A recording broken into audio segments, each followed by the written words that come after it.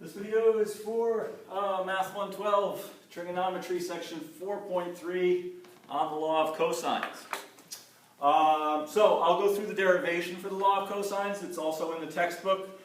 We start with a generalized triangle, angle A, angle B, angle C, side A, side B, and side C. And then we add in a perpendicular height that we'll label y, and then this distance,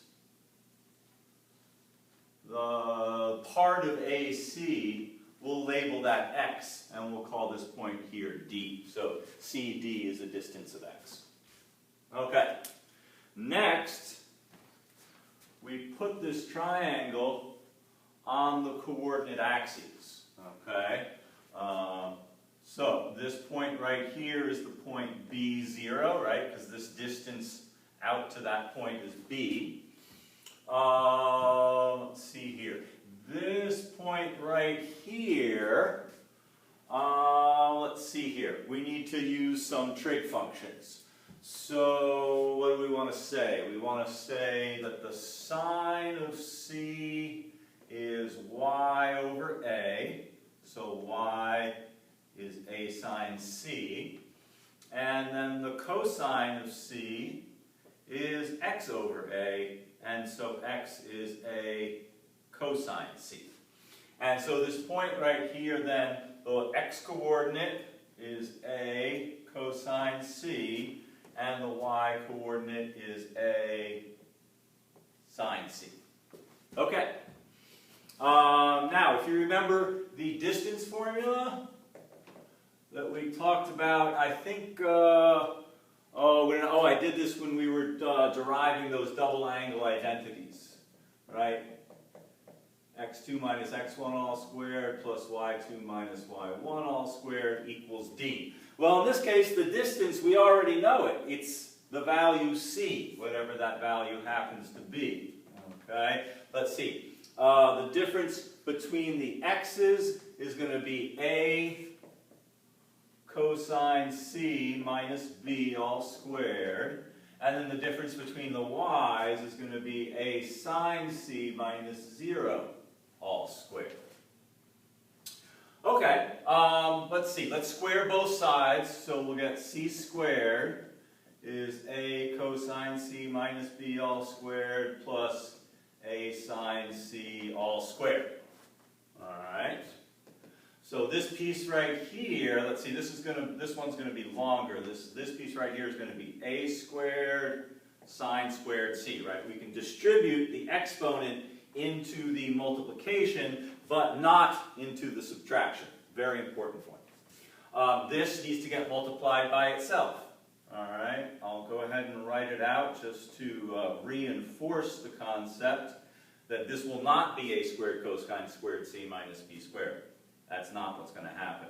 We will get a squared cosine squared c, but then we'll have minus ab cosine c, and then minus ab cosine c. So minus 2ab cosine c, and then a positive b squared.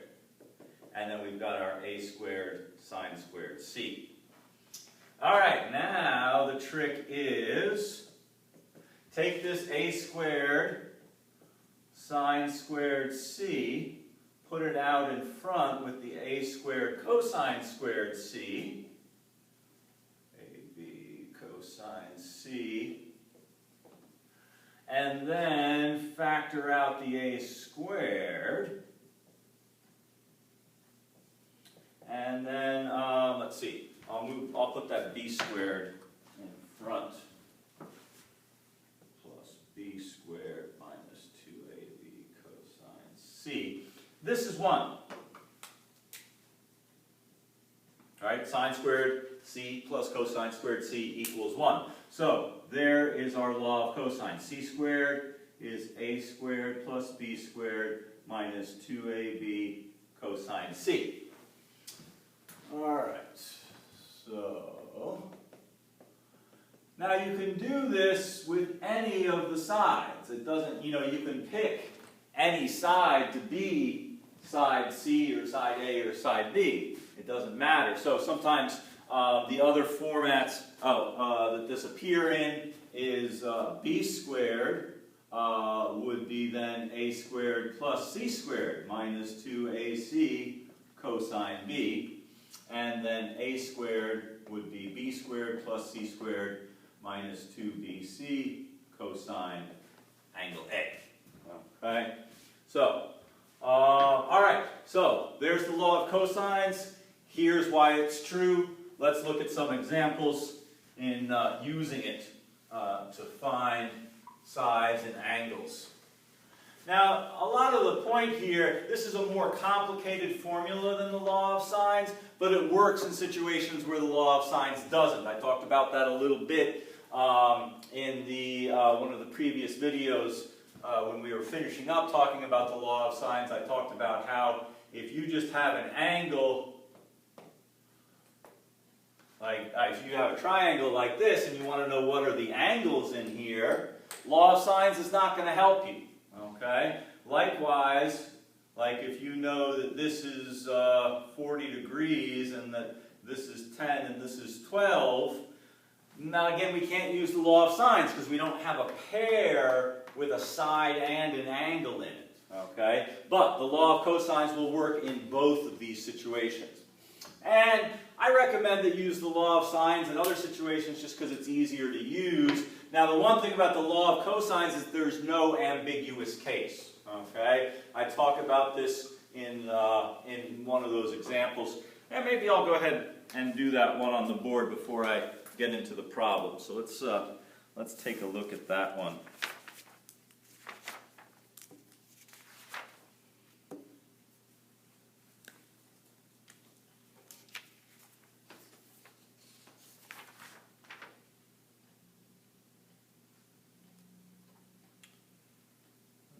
Okay. So this is example 3 on page 155. And we've got a triangle where we know the 3 sides. And we've got a picture of it as well. So here's A, B, and C. We know that B is 15, C is 9, A is 20. Okay.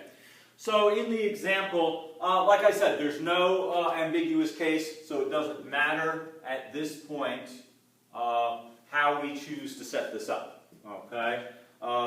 So I chose to find angle B first. Okay? So I said 15 squared is 9 squared plus 20 squared minus 2 times 9 times 20 cosine angle B. All right, let's see here. Yeah. So now it's just a bunch of calculation, and then we just need to isolate that cosine. So this will be 225. That's going to be 400, right? 481 minus 18 times 20 should be 360 cosine B. All right. Okay. So subtract the 481 on both sides. So 225 minus 481, negative 256 equals negative 360 cosine B. And then divide on both sides by negative 360. So 256 divided by 360, 0.71 repeating. Okay. Okay, so now notice here, if your cosine is positive, this will give you a first quadrant angle. If your cosine is negative, it'll give you a second quadrant angle, an obtuse angle. All right? Well, that's not going to happen here. So let's do the inverse cosine of 0.71 repeating. And again, I encourage you to either take the whole answer. I did that thing where you hit second negative sign to input the entire answer in there.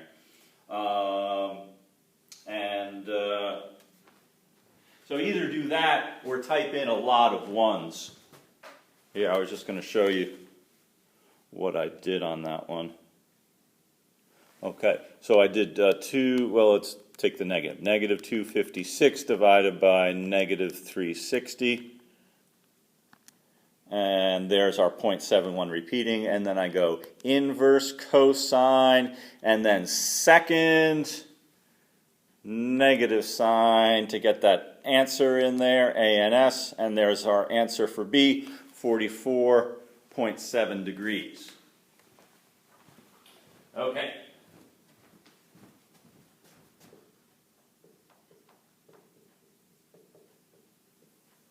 All right. So now we've got angle B.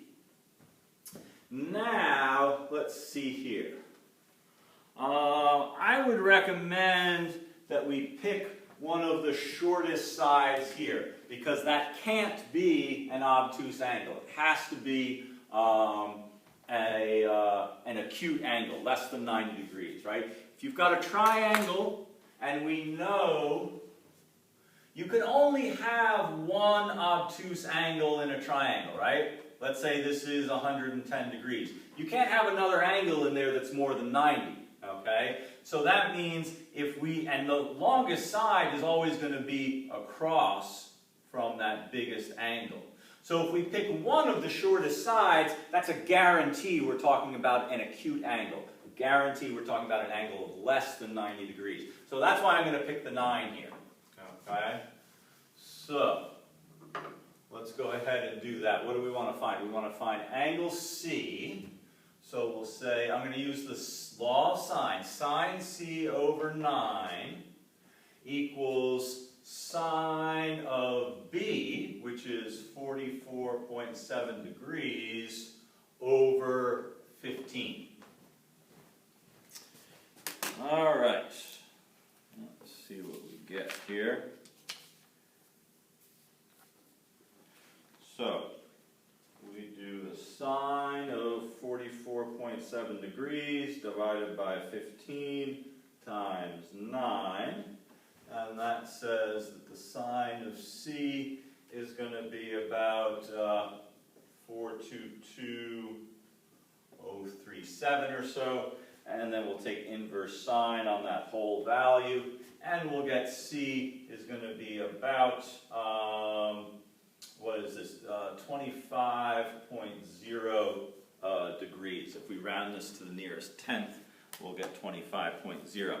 Now, we don't have to worry about the fact that this might be 155 degrees, okay? It can't be 155 degrees if it's across from the shortest side of the triangle, okay? So that's really helpful. So now we can say, let's see, 25 plus 44.7, and then do 180 minus that. 180 minus 44.7 plus 25. That gives us about 110.3 degrees, and that's for angle A. Okay? All right, so now we've got all three sides, we've got all three angles, we're all done. Okay? Now, I want to show you something about why I picked the 9, the shortest side, to use the law of sines with. What if I had picked the longest side, 20?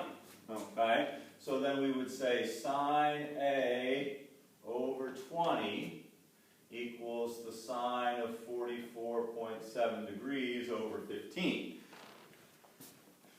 So, sine 44.7 divided by 15 times 20, inverse sine, and that tells us sine A is about 93786, and when I do the inverse sine on that, I get 69.7 degrees. But that's not correct. I mean, now if I do 180 minus 69.7, yeah, I get the 110.3, which is the correct answer. Okay? So that's what I'm saying about using the law of sines, all right? If you don't want to run into this ambiguous situation, you can choose to use the shortest side of the triangle, because the shortest side of the triangle is guaranteed not to have an obtuse angle, okay? And so I didn't even have to worry about it over here, all right? And then I found the actual value of A just by subtracting these two from 180. This is, this is not the measure of angle A. The work here is correct, but you have to know to subtract this from 180 to get the actual value of A, 110.3 degrees. All right, so that's sort of the recommendations for using the law of cosines and then also using the law of sines. Now, I could have used the law of cosines to go find angle C or angle A. And there's no ambiguity, okay? I talked about that a few minutes ago. If you get a cosine that's positive, first quadrant. You get a cosine that's negative, second quadrant, no ambiguity. But it's a lot of work, okay? Law of sines is easier, but you have to be careful. So, sort of the way things are, not just in mathematics, but in life as well. Okay, let's look at some of the problems we've got here. On page 157. Okay, problem 2. We've got a nice diagram here. Angle A, angle C, angle B. We know that this is 40 degrees. This one's 14. This one's 20. Okay. Well, this is set up for us to find side A. So we can say A squared equals 14 squared plus 20 squared minus 2 times 14 times 20 times the cosine of 40 degrees. Now, there's not a whole lot of switching of sides or isolating the variable that we need to do here. Mostly what we just need to do is calculate this. So let's see, 14 squared should be 196 plus the 400, so 596, okay. And then, let's see, 40 times 14, or 28 times 20 should be 560, yep. 560 cosine of 40 degrees, cosine 40 degrees. So 596 minus 4, 28.98. Says A squared is equal to, and this is approximate because we've rounded it off, 167.015, and then we'll find the square root for that answer. A then is going to be approximately 12, and let's see, where do we run around to? Side lengths to the nearest hundredth, 12.92. Okay, well that's helpful, 12.92. All right, now we can continue to use the law of cosines, or we can switch over and use the law of sines. Let's see here. Now, this is already the shortest side of the triangle. But there can only be one obtuse angle. There can only be one largest angle. It's always across from the longest side. So we could use either of these two shorter sides in doing our law of sines. Okay, so let's find angle B. We'll say sine B over 14 equals the sine of 40 over 12.92. Okay. Sine of 40 divided by 12.92 times 14 tells me the sine of B is going to be about 69652. And then we'll take the inverse sine there, 44.1 degrees. Right, we're rounding to the nearest tenth. All right, so now we know angle B. we know that angle A is 40, so then we do 180 minus 84.1, says that angle C is going to be 95.9 degrees. Okay, we've got all three sides, 14, 20, 12.92. We've got all three angles. There we go. Okay. All right, well, let's look at problem 4.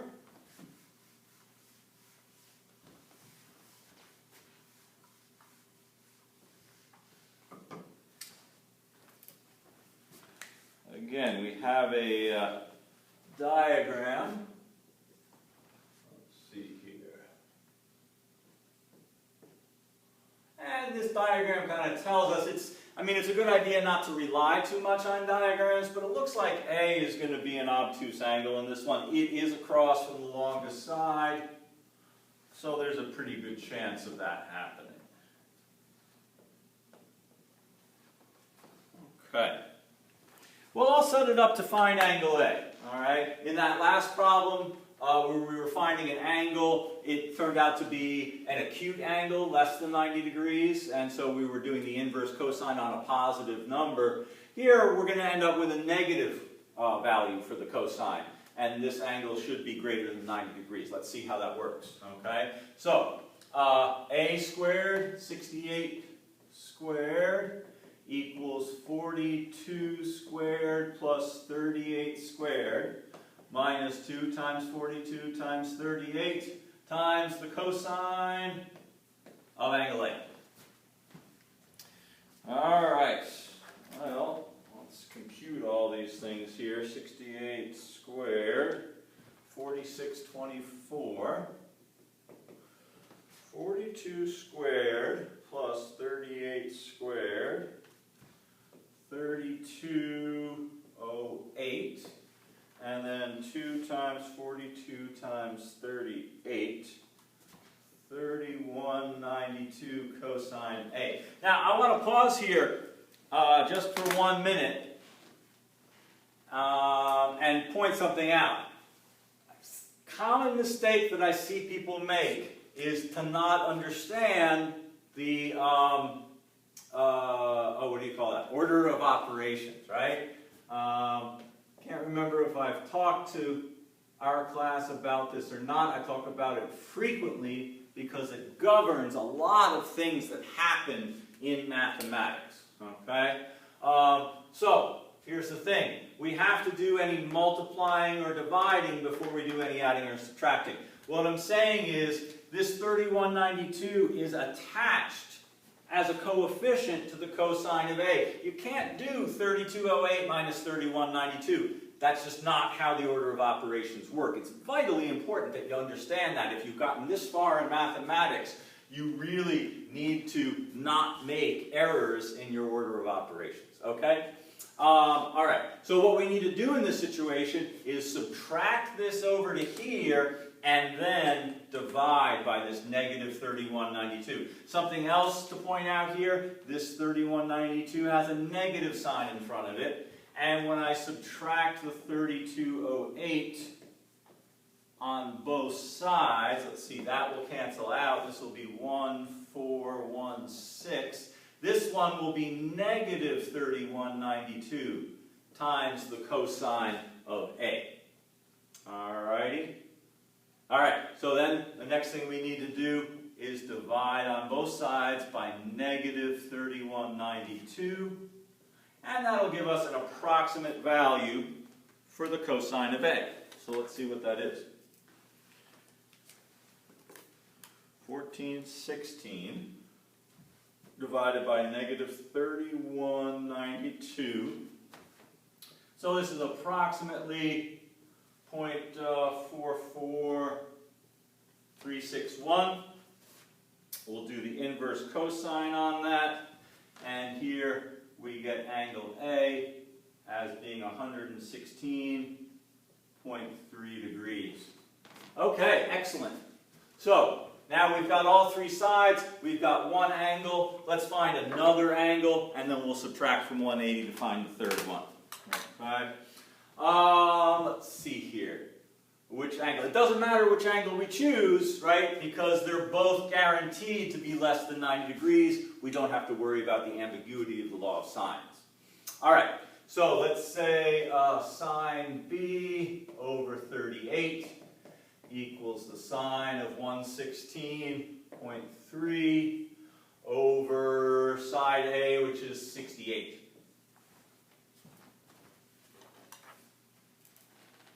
All right, sine 116.3 divided by 68 times 38 says the sine of B is going to be about 1/2.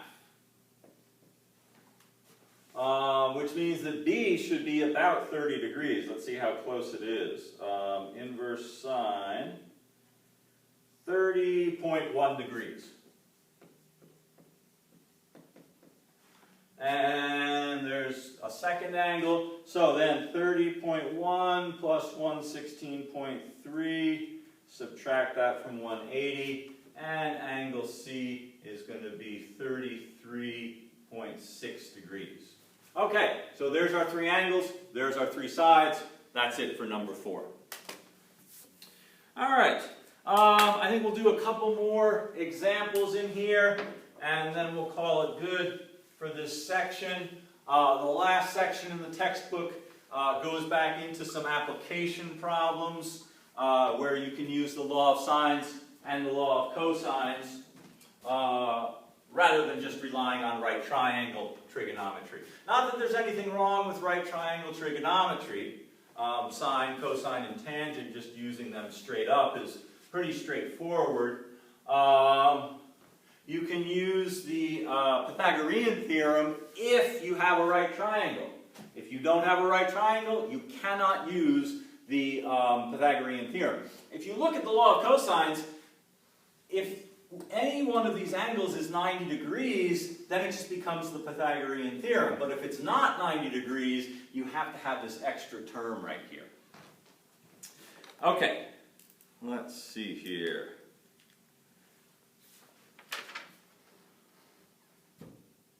All right, well, let's skip over to problem 14.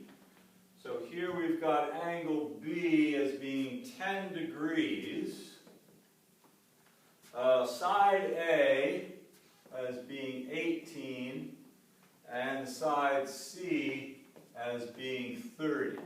So there's a reasonable sketch for that triangle. I've got an angle here that's somewhere close to 10 degrees, and then I've got a shorter side and a longer side here.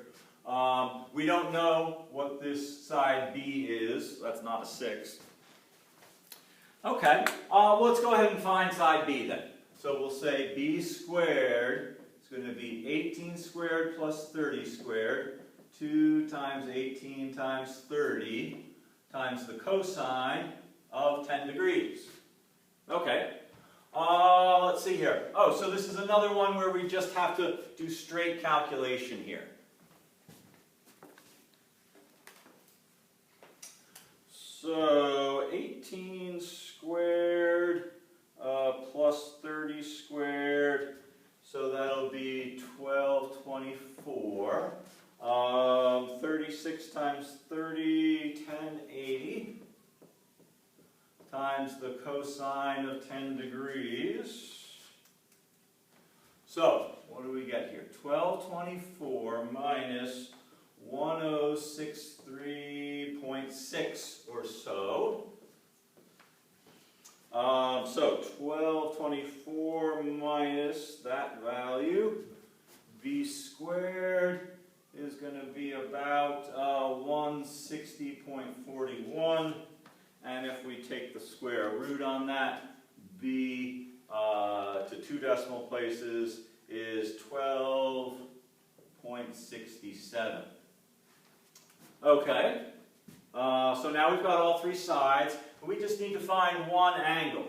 Now we can see pretty clearly angle C looks like it's going to be greater than 90 degrees. So we really don't want to use law of sines on that one. Let's do it on angle A. So we'll say the sine of A over 18 equals the sine of 10 degrees over 12.67.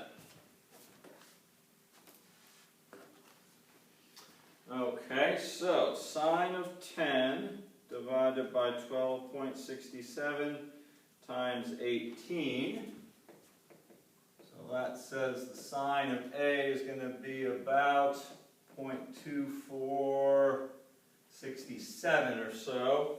Take the inverse sine there, and angle A should be about 14.3 degrees. So 180 minus 14.3 minus 10, and that tells us angle C is going to end up as 155.7 degrees. Okay. Well, that's a good problem. Let's see here. Let's go ahead. We'll go ahead and do problem 16. 16 is another one where we've got three sides and no angles.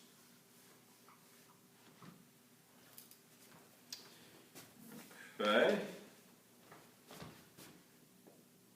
So A, 4.7, B, 3.2, C, 5.9. So none of these is overwhelmingly larger than the other. Maybe it'll look something like this. There's the 5.9, there's the 3.2, and there's the 4.7. So that's angle A, that's angle B, that's angle C. Okay, let's see here. It doesn't really matter. Whichever angle you want to pick, let's go ahead and pick angle B. So then we want B squared, 3.2 squared equals 4.7 squared plus 5.9 squared. 2 times 4.7 times 5.9 times the cosine of angle B. Right? This side and this angle always have to match up, and then the other two sides go here and here. All right, let's do some calculating. 3.2 squared, 10.24. 4.7 squared plus 5.9 squared, 56.9. 2 times 4.7 times 5.9, 55.46 cosine of B. Now again, please don't subtract these numbers. That's not, you can't calculate that way in standard mathematics. Okay? So what we need to do here is subtract this one from both sides. And don't worry that this is going to be a negative number, because in the end we'll actually divide it by another negative, and angle B will turn out to be an acute angle. And even if this side stays negative, it doesn't matter. That just means the angle is going to be greater than 90 degrees. All right, let's see. 10.24 minus 56.9. So negative 46.66 equals negative 55.46 cosine B. So we'll divide on both sides by negative 55.46. Now let's see what we get. Divided by negative 55.46. All right, 0.841.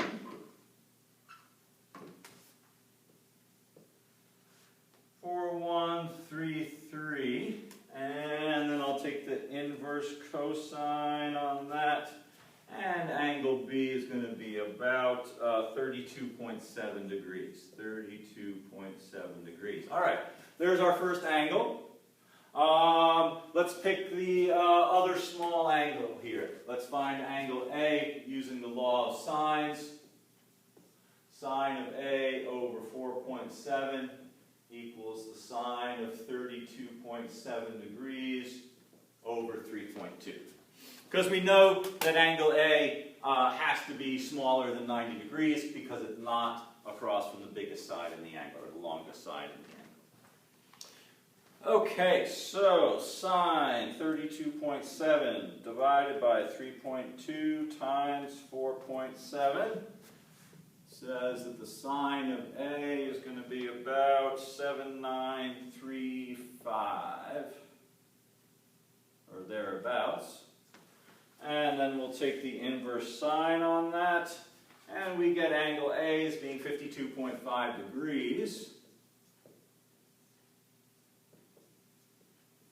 Okay, there's our second angle. So 52.5 plus 32.7, subtract from 180, 94.8 is what we get for angle C.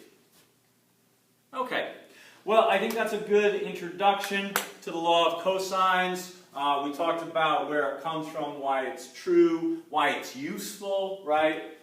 It's got its pluses and minuses, its benefits and drawbacks, same as the law of sines does. And so that's why it's important to understand what you're working with, you know, and not just completely rely on technology and formulas, because you really have to use them intelligently in order to use them effectively. All right, so as always, if you have any questions on this, please let me know, and thanks a lot.